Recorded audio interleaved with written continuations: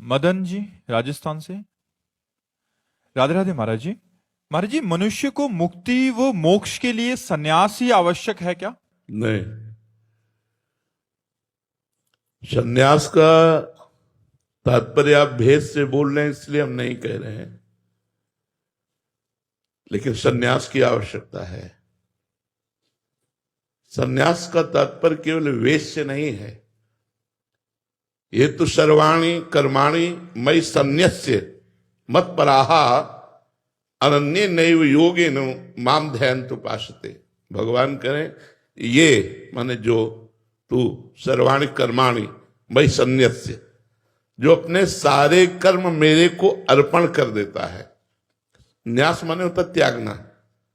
मैं अपने समस्त कर्म को, समस्त अभिमान को, जो तन का अभिमान, जो धन का अभिमान, पद प्रतिष्ठा का अभिमान, ये सब भगवान के चरणों में अर्पित करता हूं।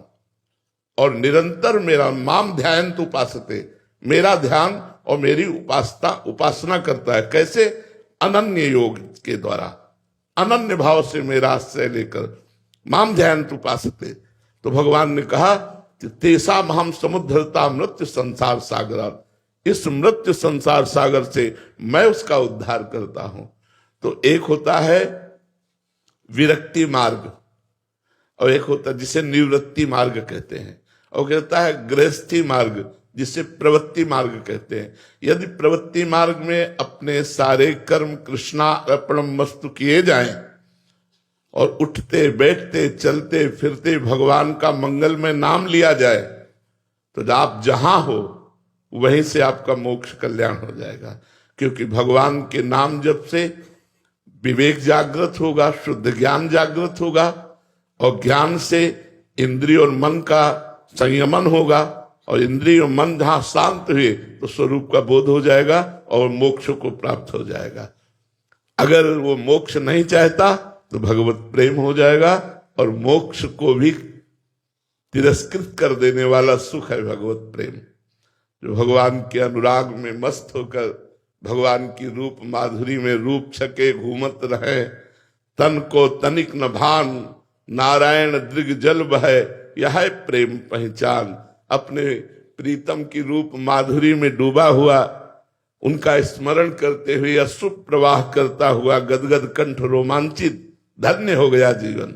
सतरति सतरति सा लोकांतारयति, वो स्वयं तर जाता है, स्वयं तर जाता है और लोगों को तार देता है। वो गृहस्थ हो या विरक्त, विरक्त भेष लेकर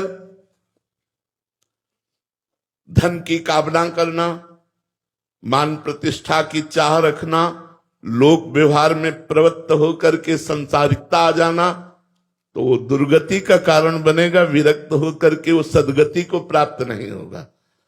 तो चाहे विरक्त हो चाहे गृहस्थ हो, दोनों को अपना सर्वस्व अहम भगवान के चरणों में, गुरुदेव के चरणों में समर्पित करना ही होगा। और कंचन, कामिनी, कीर्ति, इन तीनों से राग हटाना होगा, तभी वो भगवत प्राप्त होगा, चाहे गृहस्थ हो चाहे विरक्त हो। ये मार्ग है दो, लेकिन दोनों मार्गों की पूर्णता भगवत प्राप्ति से है, और दोनों मार्ग अधिकार रखते हैं भगवत प्राप्ति का। इसलिए प्रगट में सन्यास लेना आवश्यक नहीं है, अंतर से सन्यासी बन जाओ, अंदर से सर्व कर्म भगवान के चरणों में समर्पित कर दो, तो तुम मोक्ष को जीते जी प्राप्त कर लोगे, जिसे कहते हैं जीवन मुक्त अवस्था।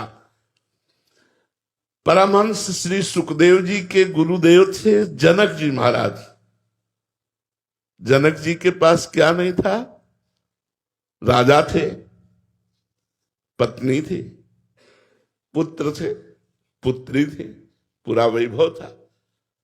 यद्यपि वो सब भगवत लीला पात्र हैं, फिर भी हम आपको चक्रवर्ती सम्राट अम्बरीश जी के पास क्या नहीं था? रानियां थी, पुत्र पुत्री थे, सब। और दुर्वासा जी विरक्त महापुरुष, अम्बरीश जी की बराबरी नहीं कर पाए।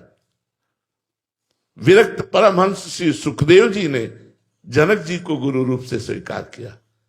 तो यहां विरक्तता और गृहस्थता, इन दोनों में भगवान के प्रति प्रीति कितनी है, भगवान के प्रति समर्पण कितना है। जिसका समर्पण जोर होगा वही आगे निकल जाएगा, चाहे गृहस्थ चाहे विरक्त।